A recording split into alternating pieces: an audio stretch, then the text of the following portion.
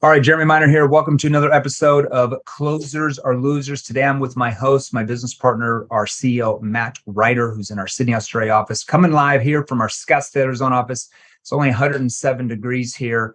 I'm glad the fall has arrived. It's so nice. It's so balmy.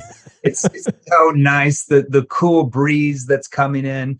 Today we're going to talk about more on really what it takes to lead a sales team. We're going to talk about certain things that you should look into your sales team, like what metrics do they need, those type of things. Now, sometimes it varies industry to industry, and we train 158 different industries at this point, probably the industry that you're in, listening or watching to us right now. So there's going to be a few tweaks to that. But a lot of people have been asking hey, what metrics should I look at my sales team? Or what should I do about this guy? Or I've got this guy that does this or this lady that does that. Matt, what are your thoughts? I mean, you're the expert in metrics of a sales team. What's your thoughts on this subject? Yeah, so I think obviously sales process plays a pretty significant role into kind of what you need to track. But I think that there are some sales metrics that matter and some that don't, right?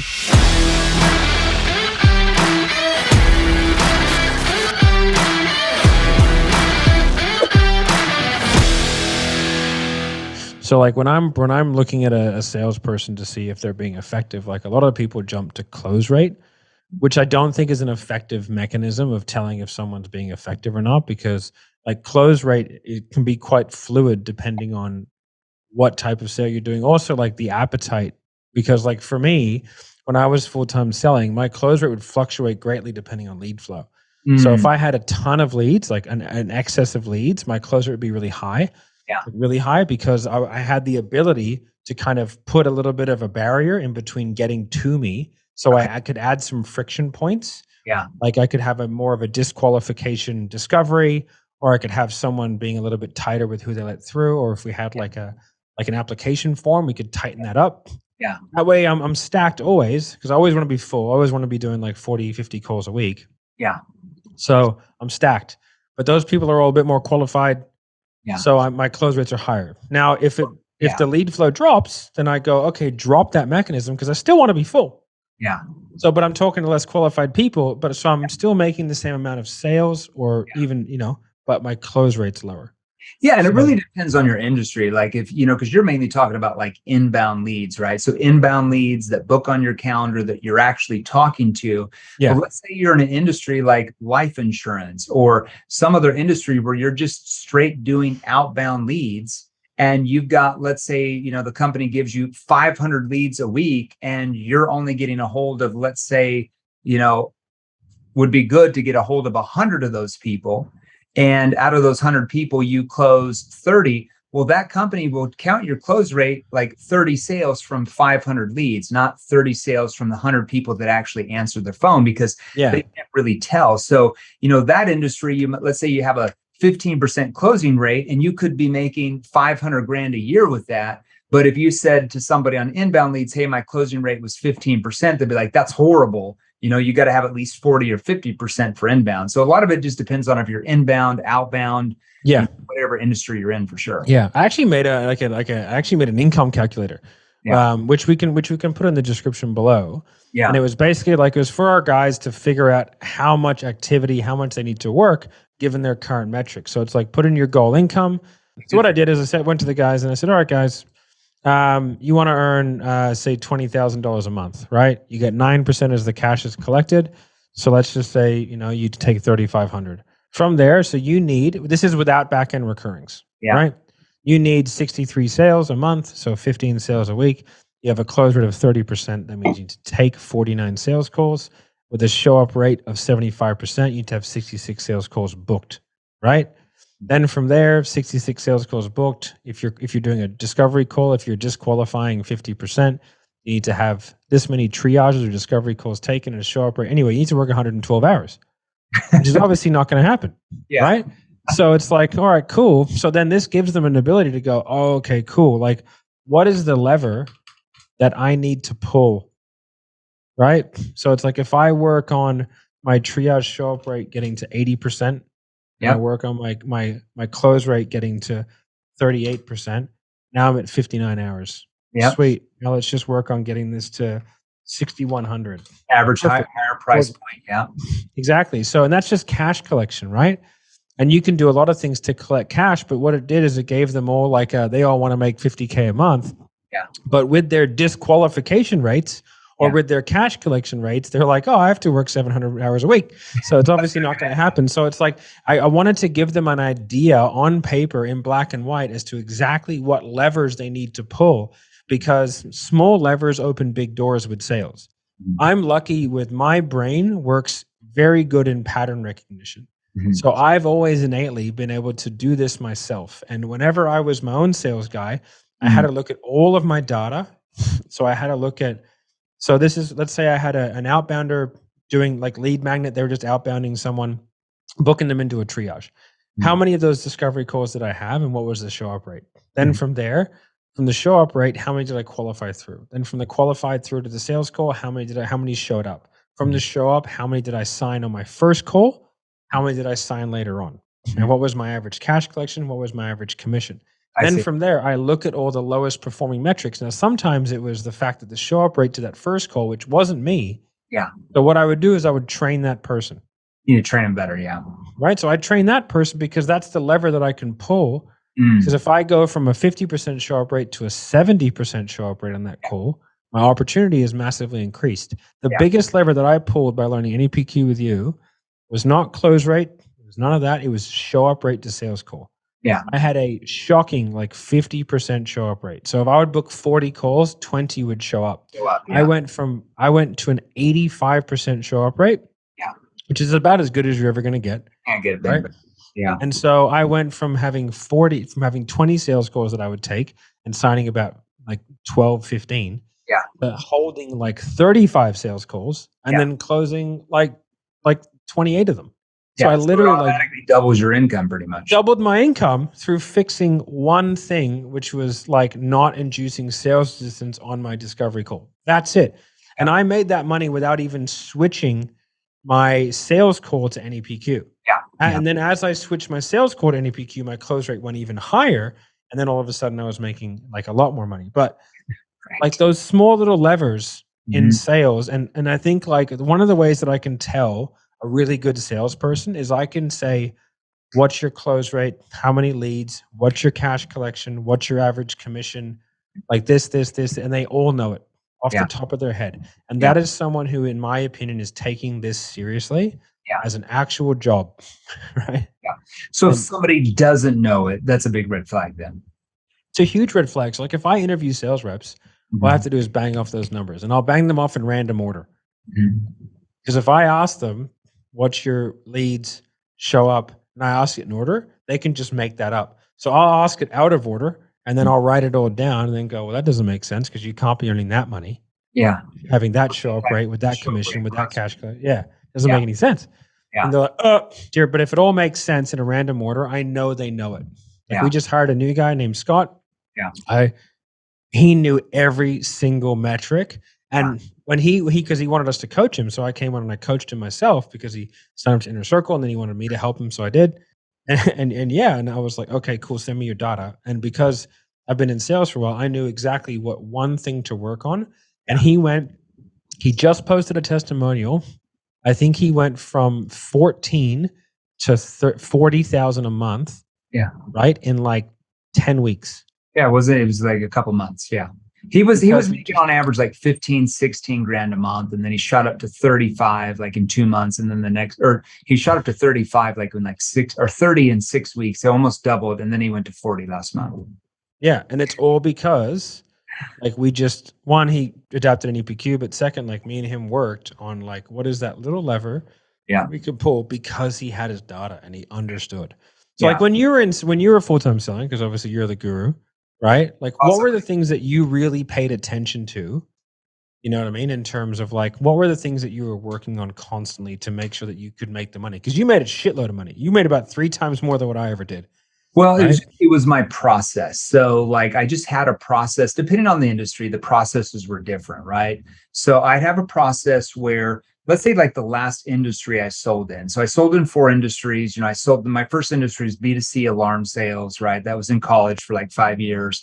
Then I got into B2B sales, like debt relief services for like another 5 years. Then I got into network marketing about 4.5, which is a different process. And then I got into like selling more. I don't know if I guess you could call it high ticket, but it was more like financial investing events and stuff like that. These were high ticket events, like 30, 50 grand. So I just had a process. So like Monday through Thursday, those were the days where I moved people kind of forward in my sales system that I would kind of have, because it wasn't like a one call close, right? You would meet them 3 or 4 times, have different discussions. They'd go through some content that they paid a little bit of money for off, like online. They might pay $100, $500 online. These are more, high stake investors. They might spend $500 on some type of training, right, to make more money in trading or whatever. And they would kind of go through this process where we'd have these daily check-in calls for like about 10 minutes, I would say, on Zoom, kind of in a group, right?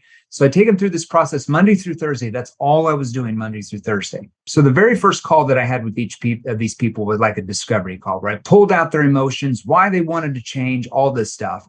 Then the next 3 appointments were like on group calls, okay, where I got to know them more and like what they were learning and some of the content that they had purchased, right? Because I was upselling them into like a much higher program. They went from almost like a coaching, like a mini coaching program. Yeah, they were almost like if they bought something for like 1,000, then I'm upselling them to 50,000. You're not going to do that on one call, a lot harder.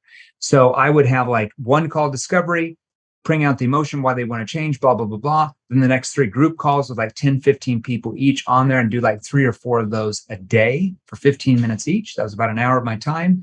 And in between those calls, I would be having appointments, check-in appointments with people while they were getting their funding together for the 50 grand stuff that they were buying, like the events and all that stuff, right? So I was constantly checking to make sure their loans were coming in, they're getting money from their 401k, always making sure that we had appointments. And then on Fridays, I did something where I did like, I don't want to call, might be like something like a business plan type of thing, where basically we go through all their goals, why they want to change, do it in a group.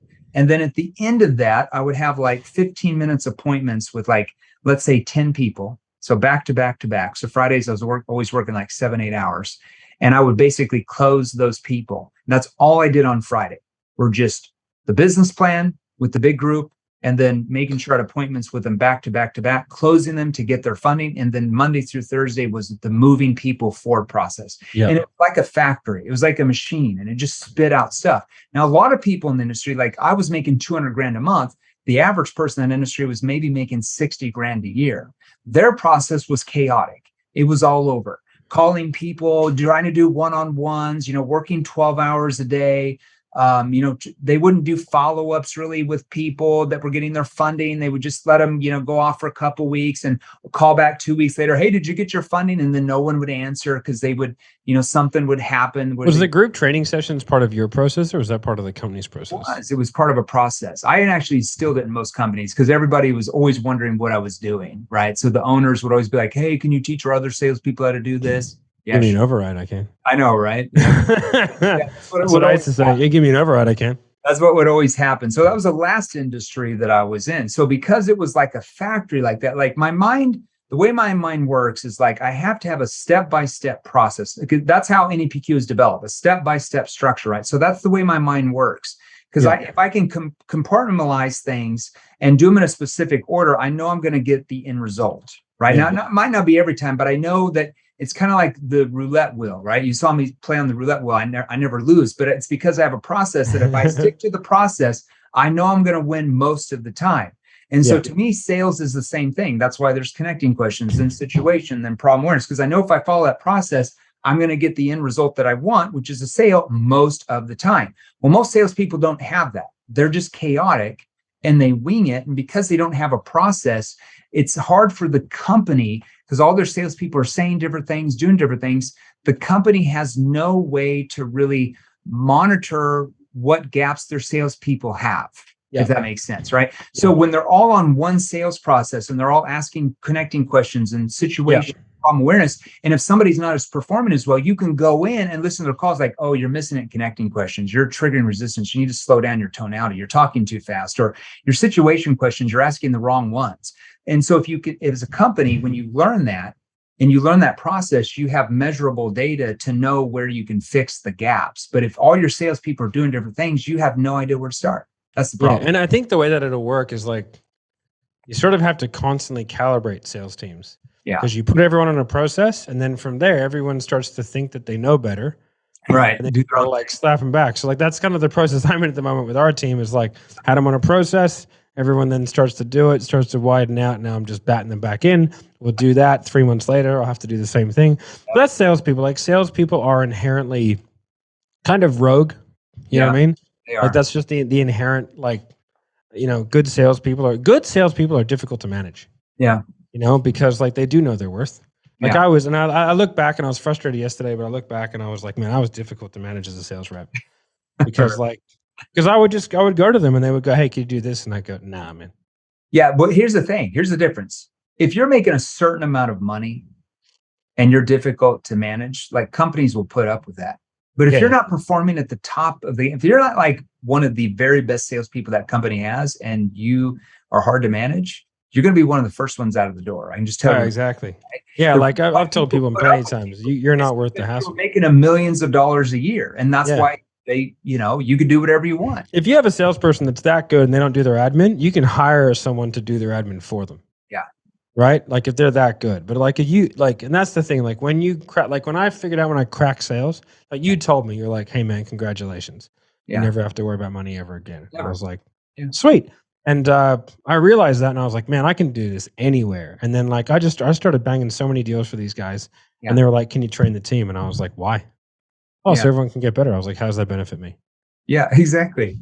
And they go like, oh, but team player. I go, yeah, but like I'm a commission-only sales rep in my own country, like doing my own thing. And I was like, brother, like right now you're so dependent on me. When I come to you for an enormous commission increase, you have to say yes.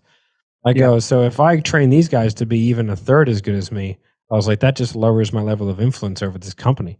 Yeah. And he looked at me like, oh no, you figured it out. I was like, bro, this is not my first rodeo. I was like, brother. Yeah. And then after that, they kept asking me to do stuff and I left and came full-time 7th level. Yeah. No, I remember.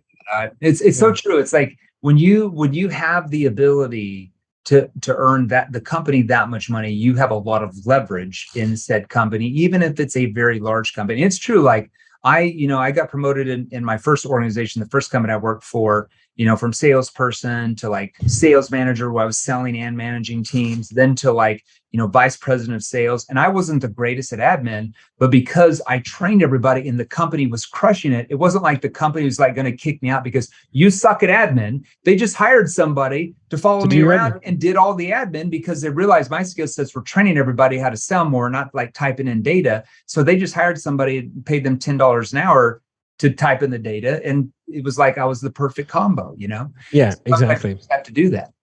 It's funny, but you got to be good. I remember we had a sales guy a while ago try and say that to us that we ended up letting go. And it was like, yeah, but you're not good enough.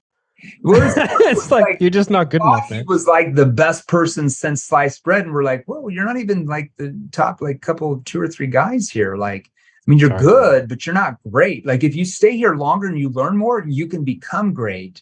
Yeah. But you're good right now. Like you're trying to pull this on. It's like, we can just hire somebody and train them. The real problem is people who have only sold in one industry, they just don't understand. And so like I see it with like even some of our like competitors and stuff like that. Yeah. Like they were successful salespeople, somewhat like, 40 grand a month type earners, but in one industry. Yeah. And it's like, I've sold in a couple industries. You've always sold in a bunch of industries. You absorb a lot through different sales processes and different types of selling. Yeah. Like in-person selling, I've done a lot of in-person selling. It's very different than on the phone, but like you learn a lot of stuff from that. Yeah. Yep. And you learn how to problem solve things. And then I did just outbound leads for years. You learn a lot from that.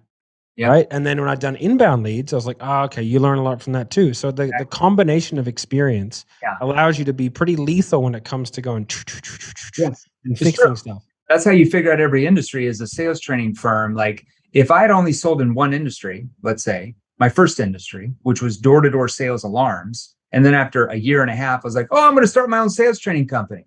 Well, the only thing I could train would be door-to-door salespeople, probably alarms, because I wouldn't have enough experience. Even if I was the number one person in that industry, that's all I could do. It's not like I could be like, oh, I'm going to train insurance salespeople how to sell more. I'm going to train car salespeople how to sell more. I'm going to be able to write scripts. You couldn't conceptualize and problem solve without years of experience. I mean, I had 17 years worth of experience. That's why I can train, we train 158 different industries. That's why I can do that, because I have the experience in B2C and B2B. If I just stayed in one industry for a few years, then started a company, we wouldn't be here talking.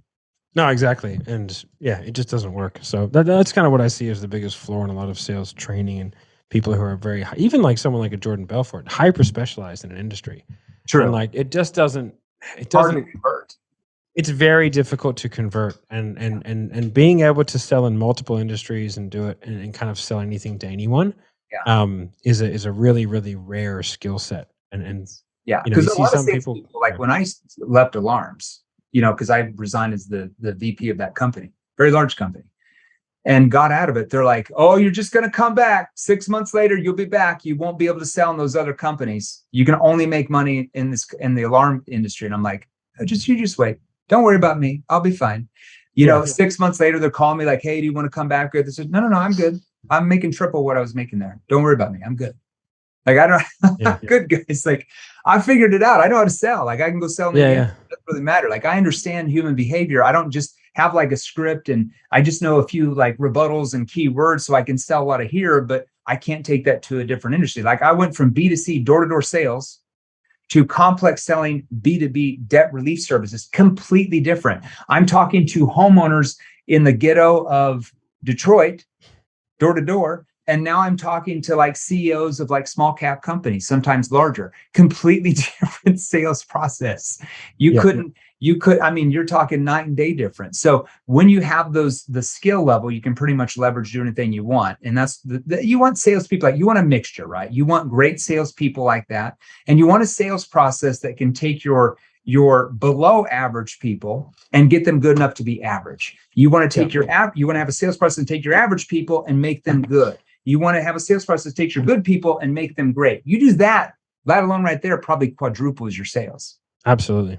And where would they go to find out this information, Jared? Yeah, let's hey, you guys want to learn a little bit more? We're going to give you little nibbles here. We give you a little hors d'oeuvres. Go to our free Facebook group first. Before you get involved in any of our training, go to www.salesrevolution.pro. So we'll have a link here, salesrevolution.pro. Right when you join the Facebook group, got about 30,000 people or so in there, just like you. A lot of them are in the same industries you guys are in, listening to us right now.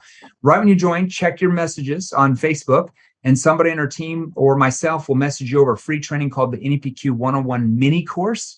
It's a list of like different NEPQ questions. Matt did that. That's kind of going to break it down. That will help you sell more, whatever you're doing. And we go live in the Facebook group about 3 to 4 times a week, different trainings, different Q&As, different client scripts that we break down, a lot of them in your industry.